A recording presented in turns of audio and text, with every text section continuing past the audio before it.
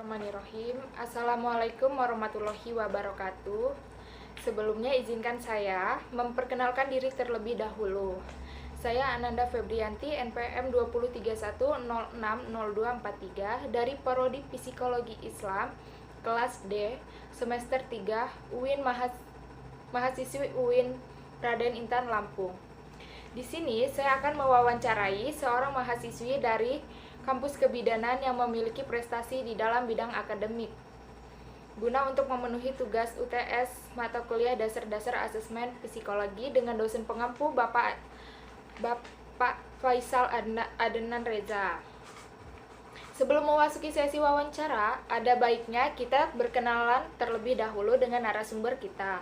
Karena ada pepatah yang mengatakan tak kenal maka tak sayang. Selamat siang, Kak. Siang, Kak. Dengan Kak Dita ya, Kak? Iya. Jika Kakak berkenan untuk memperkenalkan diri, dipersilahkan ya, Kak. Baik, di sini Assalamualaikum warahmatullahi wabarakatuh. Izin mengenalkan diri, nama saya Dita Suci Herdiana, mahasiswa atau mahasiswi Akbid Hampar Baiduri Kalianda, tingkat 1, angkatan 2021-2022. Itulah sedikit perkenalan dari Kak Dita. Kegiatan apa saja, Kak, yang sudah Kakak lakukan pada hari ini? Untuk kegiatan hari ini, dikarenakan ini hari Sabtu di kampus, untuk tingkat 1 itu nggak ada mata pelajaran atau nggak ada dosen yang masuk, jadi libur. Jadi nggak ada kegiatan apa-apa sih, cuman diam di rumah, belajar, gitu aja. Apakah keadaan Kakak sehat? Alhamdulillah ya, hari ini kalau bisa seterusnya juga tetap sehat. Kita juga harus menjaga kesehatan selalu, apalagi sekarang kondisinya sedang COVID. Sebelum itu saya meminta waktunya sebentar ya, Kak, terkait wawancara dengan tema motivasi berprestasi. Karena dari info yang saya dengar, Kak Dita ini orang yang berprestasi serta semangat dalam belajar. Benar begitu ya, Kak? Bisa begitu, bisa juga enggak, tapi menurut orang-orang sih iya. Jadi di sini saya akan menanyakan beberapa pertanyaan, Kak, terkait dengan tema motivasi berprestasi. Kita mulai saja ya, Kak. Boleh? Pertanyaan yang pertama itu, menurut Kakak, apakah penting setiap individu itu memiliki motivasi berprestasi dalam dirinya? Baik, di sini saya akan menjawabnya ya. Menurut saya sangat penting ya, karena setiap orang memiliki hambatan dalam menghadapi hambatan tersebut. Kita harus memerlukan motivasi yang kuat. Salah satunya ya belajar. Kenapa sih motivasi itu penting dimiliki? Setiap orang ataupun dari orang lain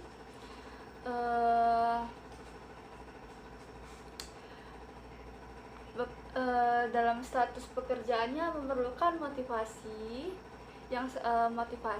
dari orang lain maupun dari dalam dirinya sendiri, karena motivasi itu sangat penting bagi seseorang, karena itu merupakan sumber energi bagi kita. Makanya mengapa motivasi sangat penting dimiliki, karena kalau nggak ada motivasi, bagaimana kita akan menjadi mahasiswa atau siswa atau mahasiswi atau siswi yang berprestasi dalam bidang pelajaran ataupun yang lainnya. Oke, jadi menurut Kakak, salah satu cara menanamkan agar kita itu tetap semangat dalam belajar itu seperti apa? Salah satu caranya menurut saya itu dengan cara dalam kita belajar, kita menguasai mata pelajaran itu, suasananya senang atau menyenangkan, tidak membosankan. Terus kita menyukai guru itu ataupun dosen itu, menurut saya seperti itu sih ya. Pertanyaan berikutnya, Kak. Gimana cara Kak Dita itu membagi waktu belajar? Membagi waktu belajar dalam? Misalnya Kak Dita, kita kan kadang kan sebagai mahasiswi gitu atau mahasiswa, pasti kan kita memiliki kesibukan, misalnya kayak kita ikut organisasi dalam kampus gitu kan. Terus cara kali kita bagi waktu buat belajar itu gimana sih? Kebanyakan karena mahasiswi zaman sekarang itu kan sibuknya karena organisasi, jadi biasanya belajar itu di orang tuh kadang nggak sempet gitu. Nah, dari sebagian kasus seperti itu emang banyaknya itu kayak merasakan capek kan setelah kegiatan organisasi. Jadi pulang-pulang langsung tidur, langsung istirahat tanpa belajar. Nah, kadang juga kalau untuk saya sendiri juga seringnya seperti itu ya. Karena di samping itu juga saya kan waktu SMK juga mengikuti organisasi PMR, Pramuka, Rohis, jadi pulangnya sore terus. Dan ini juga saya barusan masuk kuliah ya, jadi belum ikut-ikut organisasi, jadi untuk membagi waktu kuliah juga lebih besar peluangnya. Jadi kalau misalnya kita dari pagi sampai jam 12 kita kuliah, pulang-pulang nyampe rumah itu jam 1-an, jam 1 sampai jam 2 itu kita istirahat, jam 2 sampai jam 5, jam 5 itu kita kayak bersih-bersih badan, menambah energi kita kayak makan gitu kan. Terus kalau untuk belajar itu biasanya di jam-jam 8 sampai jam 9, setelah itu tidur. Dilanjut lagi besoknya kayak gitu sih. Biasanya ada nggak sih kak kalau kakak lagi belajar gitu tempat-tempat tertentu gitu, misalnya kayak kakak itu belajar di tempat yang nyaman atau kayak tempat yang rame gitu?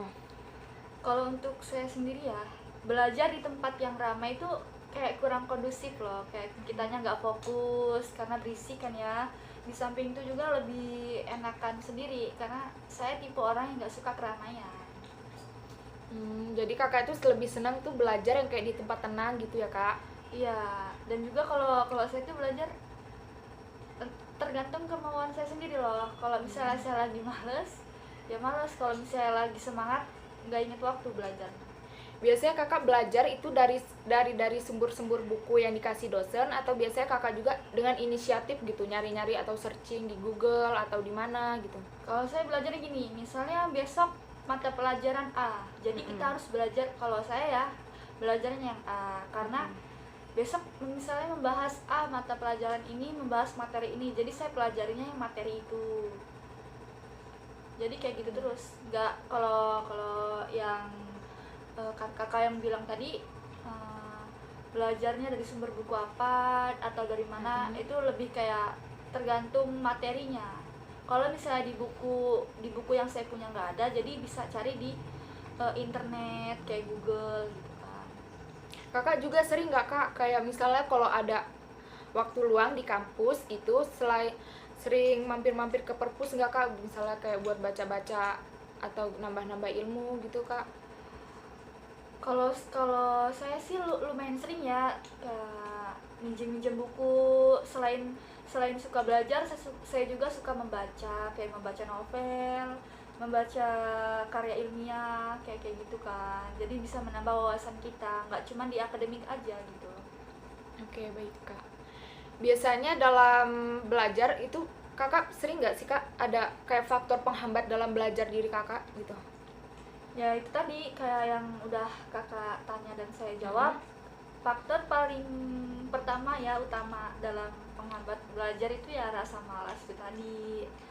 Rasa malas, kayak capek juga, terus kayak suasana dari diri saya sendiri itu yang kayak bikin aura malas-malas gitulah.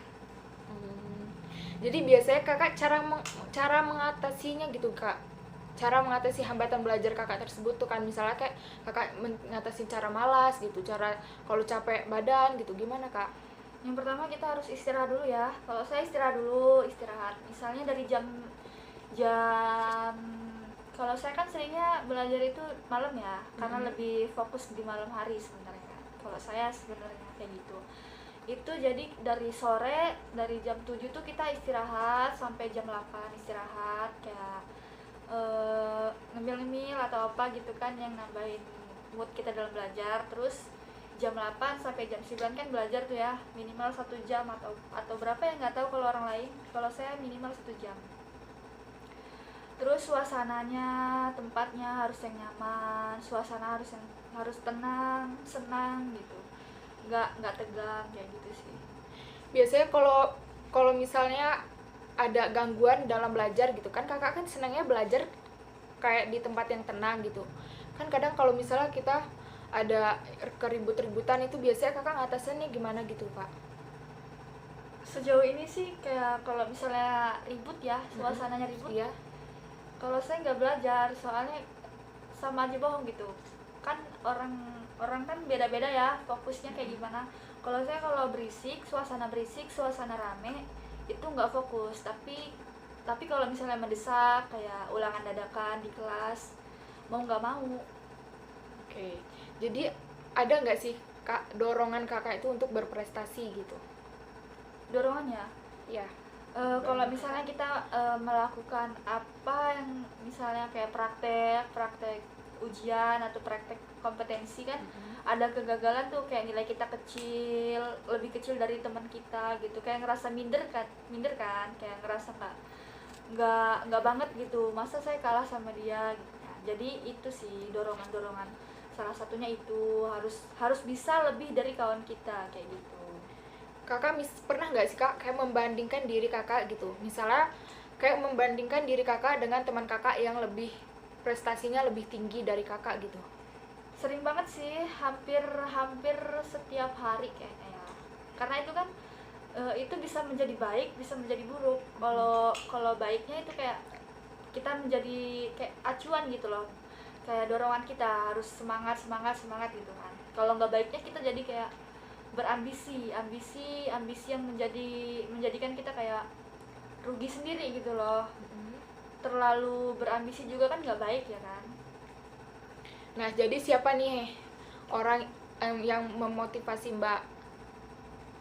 Kalau yang mendorong motivasi ya terutama orang tua, kawan-kawan deket kita kayak gitu kan, karena orang tua kan pasti mau yang terbaik buat anaknya. Kita juga kayak gitu kan sama orang tua, harus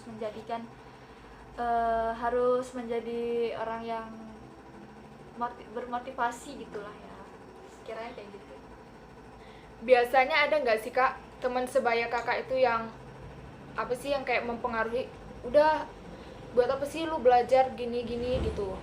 Biasanya ada nggak sih kak? Nah kalau itu menurut pengalaman itu sering banget, apalagi kan faktor lingkungan ya, banyak macemnya kayak gitu kan. Baik lingkungan yang kayak pergaulan bebas, pergaulan yang bener, anak-anak pinter, anak-anak nakal kayak gitu kan. Nah saya salah satu orang yang bisa gabung di keduanya gitu, jadi gampang ini terhasut gitu. Saya juga kayak gini, walaupun orang bilangnya ataupun guru bilangnya saya termasuk murid yang berprestasi, saya juga sering bolos dulunya kayak gitu. Ada kegagalan juga, dilapor juga, ada juga nilai yang merah. Cuman kan dari situ kita kayak semangat belajarnya lebih meningkat kayak gitu loh, kayak nggak mau kayak gini lagi lah kayak gitu, kayak nyesel gitu kan. Jadi dari situ kita belajar menjadi yang lebih baik. Cara kakak numbuhin kembali motivasi berprestasi kakak itu gimana kak kalau misalnya menurun gitu? Ya kayak yang tadi ya, kan tadi udah dibahas tuh kan. Ya salah satunya membangun dan meningkatkan gairah semangat kita belajar. Terus terus ini apa, jangan ragu untuk meninggalkan teman yang tidak dapat mendorong kita, kayak itu tadi rombongan anak-anak yang nakal gitu kan. Kita nggak menjauhkan, tapi sebisa mungkin dikurangkan ini pas kita gabung sama mereka. Kalau misalnya nggak ada untungnya, kita lebih baik kayak lebih gunain buat belajar gitu lah ya. Terus membandingkan diri sendiri dengan orang lain juga boleh kayak tadi kan, asal jangan terlalu berambisi gitu kan. Kemudian menumbuhkan rasa senang saat belajar ya, itu tadi, agar kita tidak terbebani dalam belajar kayak gitu. Kan biasanya anak muda itu saya sering nih kak, kayak misalnya dia anak muda yang tadinya dia tuh rajin banget belajar, tapi ketika dia kenal cowok, kenal pacar, dia tuh menjadi menurun gitu loh, motivasi dia buat belajar tuh jadi rendah gitu. Pernah nggak sih kakak merasakan hal kayak gitu? Kalau kayak gitu nggak pernah ya, karena kalau saya tipe cewek gitu kan ya, lebih menggunakan logika daripada perasaan. Karena zaman sekarang cowok-cowok itu kan rata-rata kayak kasarnya ngomong kayak brengsek gitu kan ya, kayak mau enaknya aja, nggak apa sih, nggak yang menguntungkan juga sih pacaran itu ya. Apalagi zaman sekarang banyak anak-anak perempuan atau anak-anak kuliahan dan anak-anak SMK masih sekolah yang udah hamil di luar nikah itu kan udah banyak banget kasus kayak gitu. Jadi dari situ kayak mewanti-wanti lah, orang tua juga mewanti-wanti kita, apalagi kita anak perempuan, anak yang harus bisa jaga diri kita sendiri gitu kan, nggak boleh aneh-aneh lah. Kalau bisa itu pacaran sewajarnya. Kalau saya pacaran kalau dia merugikan saya, ibarat kata kalau menghabiskan waktu luang saya dengan kegiatan yang nggak penting atau kayak cuman main-main gitu kan, itu sih lebih gimana ya, kalau bisa sih nggak usah gitu. Kalau saya pasangan selama ini ya, pasangan saya sih lebih mendorong ke hal yang positif ya. Tapi buat kalian cewek-cewek gitu kan, kalau misalnya pasangan kalian nggak positif, pikirannya nggak positif, nggak mendorong kalian ke hal positif, itu buat apa gitu kan. Karena tujuan saya pacaran itu untuk menumbuhkan rasa semangat belajar gitu kan, motivasi kita lebih lebih berkembang gitu loh, lebih kuat lagi gitu. Jadi kakak ini kayak nggak berpengaruh gitu ya kalau misalnya kayak bucin-bucin kayak zaman sekarang gitu ya? Kalau untuk saat ini ya, selama selama saya menjadi apa ya, selama saya pacaran atau apa, itu belum pernah yang ngerasain kayak cewek-cewek lain, terutama kayak kawan-kawan saya gitu kan, yang bucin-bucin banget sama cowok, enggak. Karena itu ada masanya, nanti pas kita udah ke jenjang yang lebih serius tuh baru baru kita bisa kayak gitu.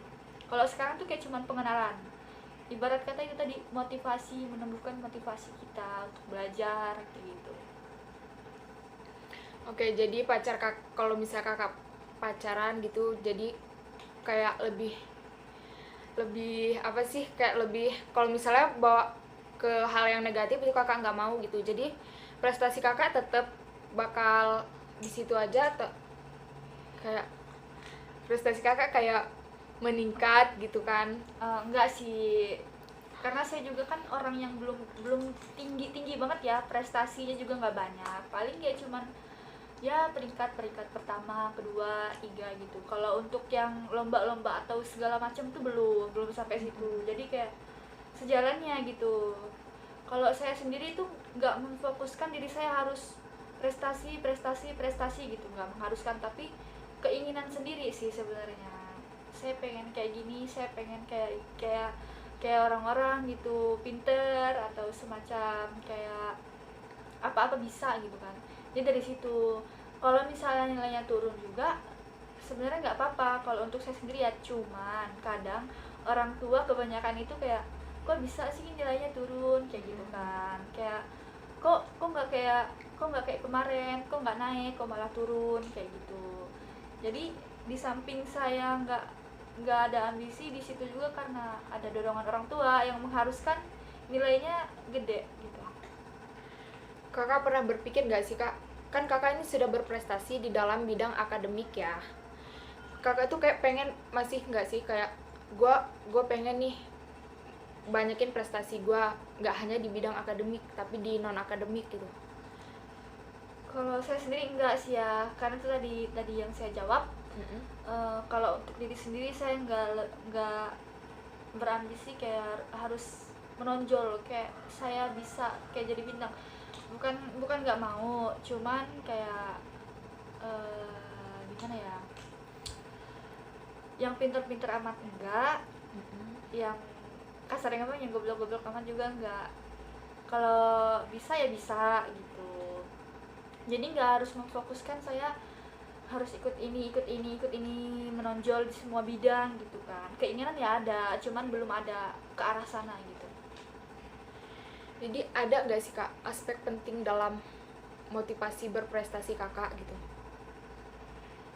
Tentunya ada ya. Kalau untuk saya sendiri ya, salah satunya rasa tanggung jawab yang tinggi, pada setiap kegiatan dan usaha yang dilakukan gitu kan.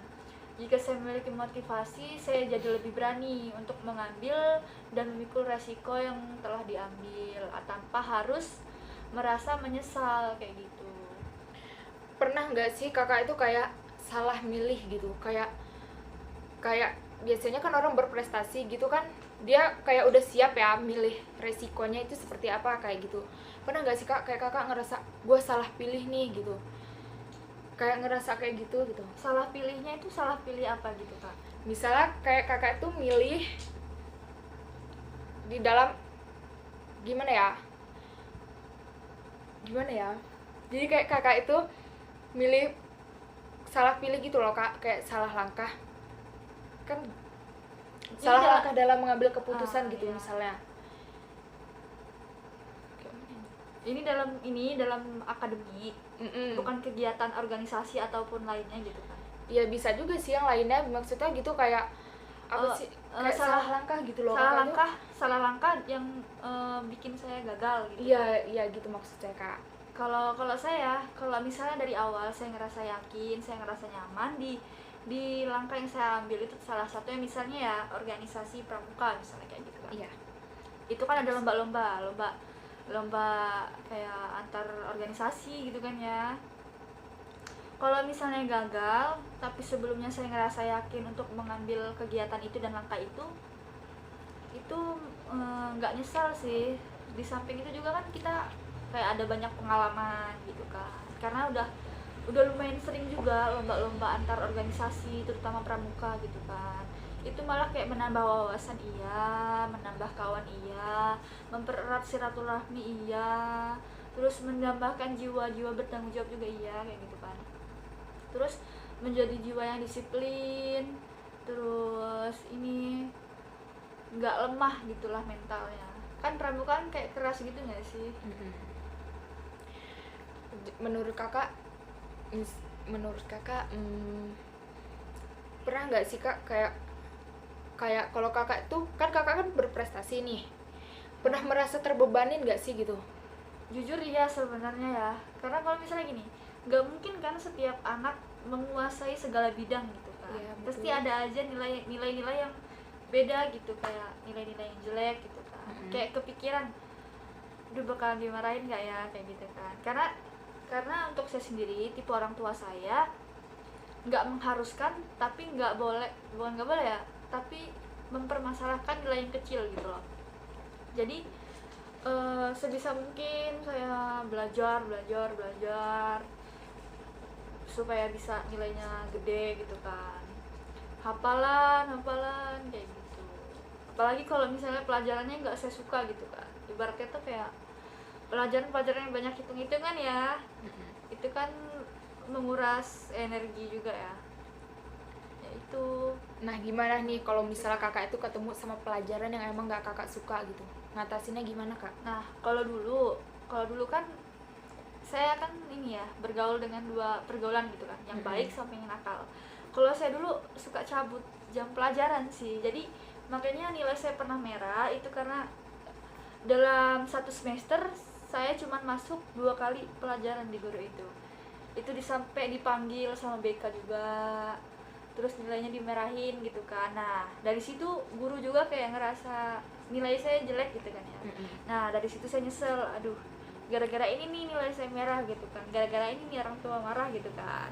Nah dari situ belajar kalau misalnya ada tugas atau ada kayak kuis gitu kan ada tuh setiap pelajaran ada kuis ya, itu berusaha belajar, karena menurut saya nggak ada orang yang bego gitu kan ya, semua tuh bisa asal kitanya mau. Dan kebanyakan anak-anak zaman sekarang itu lebih mengutamakan rasa malas belajar gitu, terus kayak malas berusaha, maunya pasrah gitu kan, udahlah gue nggak bisa gitu kan. Kalau saya dulu kayak gitu ya, sebelum saya suka pelajaran itu, terutama matematika itu kan. Matematika itu kan hitung-hitungan ya, banyak rumus-rumus segala macem kan. Nah itu awal-awal saya suka matematika itu gara-gara nilai jadi merah itu sering bolos kan. Nah dari situ saya belajar, tahu-tahu ternyata saya bisa. Jadi saya mikir bukannya saya yang bego gitu di pelajaran matematika itu, tetapi saya yang males. Nah dari situ juga guru jadi kayak respect ke saya gitu kan. Jadi kalau misalnya ada kuis apa ulangan gitu, yang diutamain tuh kayak saya, Dita kamu maju kayak gitu. Kak, pernah nggak sih kakak tuh sharing-sharing gitu sama sesama orang yang berprestasi gitu? Kalau lagi ngajak kumpul sama orang-orang yang berprestasi terus sharing di mana sih kekurangannya apa di mana gitu. Pernah Kalau nggak itu sih, Kak? lumayan sering ya, selain di orang berprestasi juga kita belajar wawasan yang lain gitu kan ya, kayak wawasan perilaku, tingkah laku. Karena kan saya jurusannya bidan ya, etika dalam melayani pasien atau segala sesuatu itu penting kan. Jadi kayak menambah wawasan apa hal-hal yang saya belum paham, saya bertanya dengan kawan-kawan saya yang menurut saya menguasai di bidang itu gitu kan. Terus lebih suka bergaul sama orang yang wawasannya luas gitu. Kalau wawasannya sempit kayak ngajak main, hunting, terus kayak nongkrong di kafe, itu tuh ntar dulu kalau saya gitu ya. Terus ya ini sih lumayan sering yang kakak bilang tadi, yang kakak tanya tadi kan, apakah lumayan sering gitu kan. Itu lumayan sering. Pernah nggak sih, Kak, kayak kakak itu sesama orang yang berprestasi itu kayak ngerasa kesaing atau saling bersaing gitu, Kak? Nah Pernah nggak? itu menurut saya, kalau saya pribadi ya, Iya. itu berasa bersaing sih, walaupun saya itu deket banget sama, ibarat kata lawan saya gitu kan ya, lawan di kelas gitu, itu bersaing, tapi bersaingnya nggak menjatuhkan, bersaing secara sehat gitu loh. Pada saat ulangan kita berusaha dengan diri kita sendiri, berusaha dengan pemikiran kita sendiri, kita bisa gitu kan, tanpa menjatuhkan. Kayak misalnya kayak presentasi itu kan banyak kayak ada ini apa sih namanya, ada waktu diskusi gitu kan, ada pertanyaan-pertanyaan. Nah biasanya itu kan kalau misalnya bertanya kayak menjatuhkan, kita nggak tahu, kita ditanya kayak memojokkan, nah, gitu kan. Jadi itu kan nilai kita kan berkurang ya. Nah kalau saya tuh nggak kayak gitu sih sama kawan saya ya. Tapi ada di kelas itu kan ada 3 gitu kan ya, 3 yang paling penting ya, tiga utama bintang kelas ibarat kata kayak gitu. Nah kalau saya yang sama yang satunya itu emang suka bersaing, baik secara menjatuhkan atau enggak sih, tapi dia yang lebih sering menjatuhkan saya. Tapi sebisa mungkin saya nggak goyah gitu. Kalau misalnya ada teman kakak yang mau ngejatuhin kakak tuh, kakak tahu, kakak kayak dendam gitu nggak sih, Kak? Kalau dendam iya sih, walaupun sebenarnya dendam itu nggak boleh ya, tapi kalau untuk saya pribadi, dendam itu saya gunain untuk memacu saya, kayak motivasi saya agar lebih kuat untuk belajar kan, lebih semangat lagi. Terus kayak kita tuh harus, terutama saya harus bisa lebih dari dia gitu kan. Dan selama ini setiap saya menerapkan itu pun berhasil sih untuk diri saya sendiri ya. Nih, cara kakak ngatasin orang yang berprestasi tapi dalam curang gitu. Kayak misalnya dia tuh nyontek selalu kayak misalnya ulangan, tapi dia selalu nyontek gitu.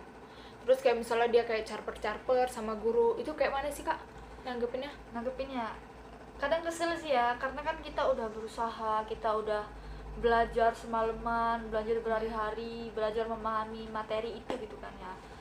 Tiba-tiba enak-enak banget di orangnya pada nyontek gitu kan ya. Karena sekarang dari saya awal sekolah sampai sekarang itu nggak pernah yang namanya murid nggak nyontek, nggak pernah. Jadi setiap ulangan tuh pasti ada nyontek, tapi ya tergantung kita. Kalau misalnya kita bisa, guru kan pasti bisa menilai ya, yang mana yang jiplakan, yang mana hasil pemikiran sendiri gitu, yang dari belajar. Jadi ya walaupun kesel diterima aja gitu, walaupun nilainya lebih gede dia, yang penting kan itu kan kayak menguji kompetensi diri kita sendiri. Jadi kita tahu kemampuan kita sejauh apa kayak gitu loh. Oke. Mbak, rasa menjadi orang yang berprestasi itu gimana? Kalau untuk saya pribadi ya biasa aja sih sebenarnya, nggak ada yang istimewa gitu kan ya, karena kayak saya ini juga kayak ngerasa masih kurang, masih kayak belum lah, masih jauh banget gitu kan ya, masih harus belajar, banyak belajar, menambah wawasan gitu ya, salah satunya dengan cara belajar, bergabung dengan orang-orang yang berprestasi, bergabung dengan orang-orang yang berwawasan luas, terus kayak mengikuti kegiatan-kegiatan yang kegiatan-kegiatan yang berhasil mengacu kita, menumbuhkan rasa ingin tahu kita gitu loh. Jadi kitanya, motivasi kitanya bertambah terus, nggak pernah nyusut. Jadi kitanya mengurangi rasa kayak bosen belajar, penurunan tiket belajar, penurunan motivasi gitu lah. Oke.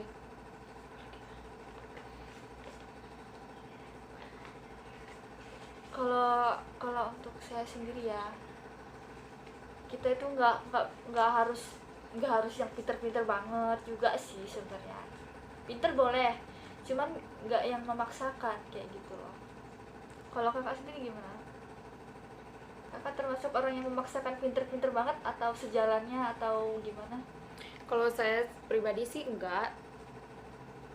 Saya kayak tipe yang saya ngejalanin apa yang saya mau gitu, tanpa harus ngikutin orang lain gitu. Ya berarti kita sama sih ya. Kalau saya juga kayak gitu, kalau misalnya ngerasa kita nggak nyaman di jalan itu, nggak nyaman sama keadaan itu, kalau saya pergi gitu loh, puter arah, cari arah yang saya ngerasa nyaman kayak gitu.